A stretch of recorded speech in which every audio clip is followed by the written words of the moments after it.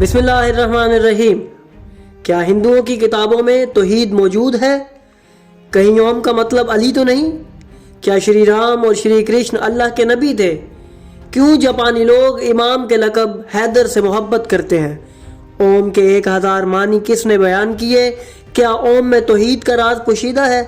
تو اگر آپ انہی سوالات کے جواب جاننا چاہتے ہیں تو جڑے رہیے ہمارے ساتھ اس ویڈیو میں۔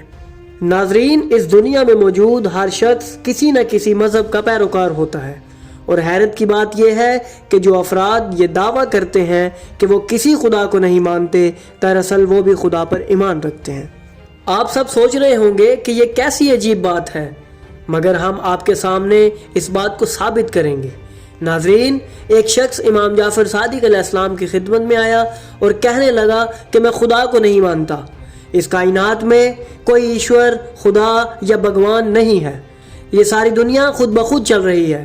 امام جعفر صادق علیہ السلام نے اس سے پوچھا کہ تم ہی بتاؤ کہ اس کائنات کا نظام پھر کیسے چل رہا ہے؟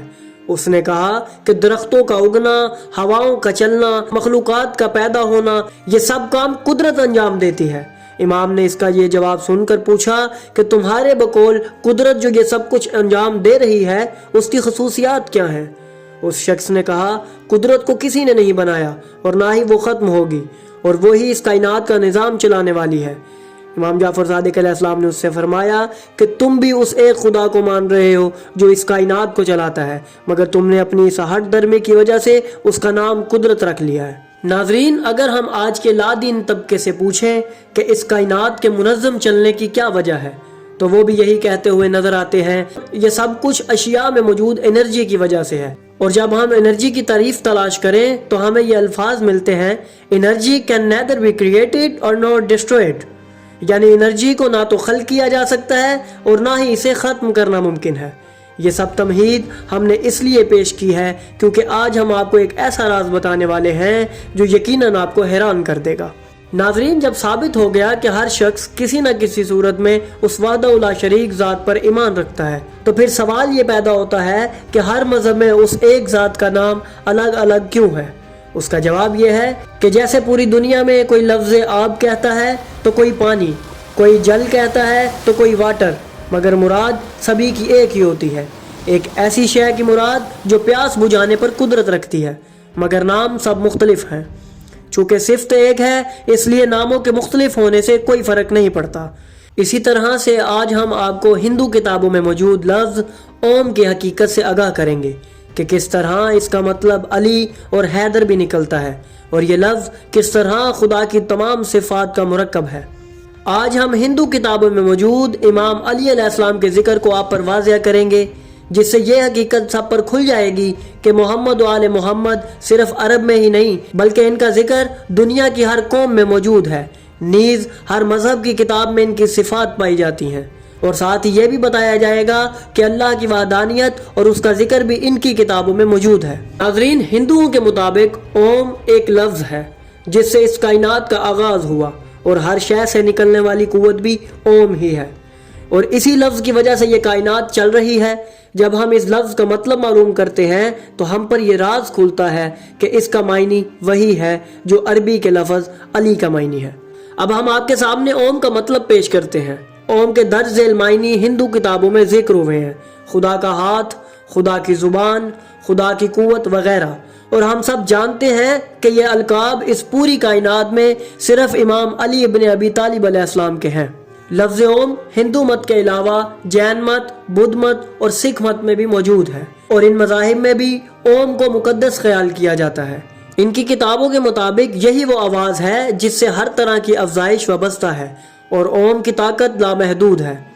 ناظرین، جب ہم کتابوں کی طرف توجہ کریں تو ہمیں امام علی علیہ السلام کا یہ فرمان ملتا ہے کہ میرا نام علی ہی وہ لفظ ہے جس سے اس کائنات کا آغاز ہوا۔ نیز ہندو کتب میں بھی یہ ملتا ہے کہ اوم کا معنی معلوم نہیں کیا جا سکتا، کیونکہ اوم حقیقت میں کوئی لفظ ہے ہی نہیں، یہ ایسا راز ہے جسے خدا کے سوا کوئی نہیں جانتا۔ ناظرین، یہ صفات بھی ہمیں امام علی علیہ السلام کے فرامین میں ملتی ہیں۔ امام علی علیہ السلام کا فرمان ہے، میرا نام ہی وہ حقیقت ہے جس سے یہ کائنات وجود میں آئی، اور میرے نام کا مطلب سمجھا نہیں جا سکتا۔ میں وہ ہوں جس پر کسی بھی نام کا اطلاق نہیں ہوتا۔ نیز جب ہم اس لفظ کی مکتوبی صورت دیکھیں تو ہمیں علی اور اوم میں کافی حد تک یکسانیت نظر آتی ہے۔ ناظرین، اوم کا ایک مطلب حیدر بھی ہے۔ یقیناً آپ سب یہ جان کر حیران ہوں گے کہ لفظ اوم کو چینی مذاہب میں بھی مقدس سمجھا جاتا ہے۔ ان ادیان میں اوم کو آؤم یا آہوم بھی پڑھا جاتا ہے۔ چین کے لوگ اپنا کام شروع کرنے سے پہلے اوم یا آہوم لکھتے ہیں اور اس کا مطلب وہ یہ بیان کرتے ہیں یہ ایک بہت بڑی بزرگ ہستی کا نام ہے۔ کئی کتابوں میں یہ حقیقت مذکور ہے کہ جاپانی زبان میں جب ہم لفظ اوم لکھتے ہیں تو اس کی شکل عربی کے لفظ حیدر سے کافی مماثلت رکھتی ہے۔ اوم کو ہندو خدا کا نام تصور کرتے ہیں۔ اسی طرح سے اسلام میں بھی اللہ تعالیٰ کے صفاتی ناموں میں سے ایک نام علی بھی ہے۔ یہاں بھی ہمیں اوم اور علی میں کافی مماثلت دیکھنے کو ملتی ہے۔ علی بھی خدا کا نام ہے اور اوم بھی، جیسا کہ ہم آپ کو شروع میں بتا چکے ہیں کہ خدا کی وحدانیت اور اس کی توحید ہر مذہب میں موجود ہے، تو یہاں ہم آپ کو ہندو مذہب میں موجود توحید کے تصور کو واضح کریں گے۔ ناظرین، اوم کے چند مزید معنی ہم آپ کے سامنے رکھتے ہیں۔ اوپنشد میں مذکور ہے کہ اوم سب کچھ ہے، ماضی، حال، مستقبل، سب اومکار ہی ہے، اور اس کے علاوہ بھی جو ذات تینوں زمانوں سے پرے ہے وہ بھی اوم ہی ہے۔ جو شخص ہمیشہ اوم کے دھیان میں لگا رہتا ہے وہ کبھی خوف زدہ نہیں ہوتا، اور اوم ہی جلال والا خالق ہے، نہ کوئی اس سے پہلے موجود ہے اور نہ ہی کوئی اس کے بعد۔ اوم میں کسی قسم کی کوئی تبدیلی واقع نہیں ہوتی، سب چیزوں کا آغاز، وسط اور انجام یہی اوم ہے۔ ناظرین، اگر آپ ان تمام صفات پر غور کریں تو آپ سب کو معلوم ہوگا یہ تمام صفات اس ایک واحد ذات کی ہیں جو اس کائنات کو چلانے والی ہے، اور اس کا ذکر واضح طور پر ہندو کتابوں میں موجود ہے۔ ناظرین، ایک وضاحت جو بہت ضروری ہے وہ یہ کہ جب بھی مختلف مذاہب میں موجود کتابوں سے کوئی بات پیش کی جاتی ہے تو وہ ہمیشہ اس مذہب کے ماننے والوں کے لیے حجت ہوتی ہے، اس لیے ہمیں ان تمام باتوں کو محض معلومات کے طور پر قبول کرنا چاہیے۔ ناظرین، اکثر لوگ یہ سوال کرتے ہیں کیا شری رام اور شری کرشن بھی نبی تھے؟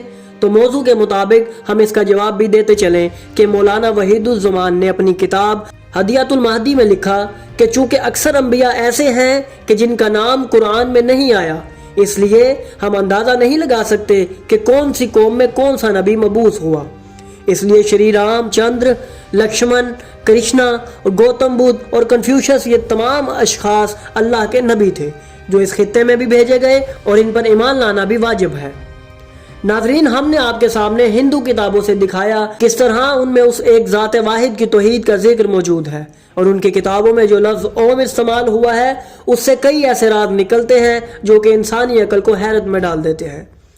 آپ کو یہ بات جان کر حیرانی ہوگی کہ ہندو کتابوں میں لفظ اوم کے 1000 سے زیادہ معنی بیان ہوئے ہیں، جن کا ذکر ہم آنے والی ویڈیوز میں بیان کریں گے۔